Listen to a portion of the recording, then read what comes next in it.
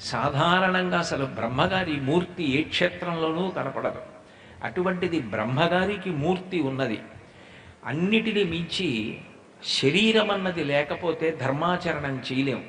మనిషిగా పుట్టిన తరువాత ప్రత్యేకించి భగవంతుణ్ణి నాకు దీర్ఘాయుర్దాయం ఇవ్వమని అడుగుతారు. శంకర భగవత్పాదులంతటి వారు సౌందర్యలహరి పూర్తి చేస్తూ చిరంజీవన్నేవ క్షపిత పశుపాశ వ్యతికర పరానందాభిక్యం రసయతి రసం తద్భజనవాన్ అన్నారు. దీర్ఘాయుర్దాయం ఉండాలి అని కోరుకోవాలి. శరీరం ఆద్యం ఖలు ధర్మ సాధనం. ఈ శరీరం ఉంది కాబట్టి నేను ప్రవచనం చేస్తున్నాను. ఈ శరీరం ఉంది కాబట్టి మీరు వింటున్నారు. ఈ శరీరం ఉంది కాబట్టి నరసింహస్వామి దర్శనం చేస్తాం, ప్రదక్షిణం చేస్తాం, స్తోత్రం చేస్తాం, ప్రసాదం తింటాం, ధర్మం ఆచరిస్తాం. ఈ శరీరం పడిపోతే ధర్మాచరణం చేయడం సాధ్యం కాదు. దీనికి చిజ్జడ గ్రంథి అని పేరు. వేదాంత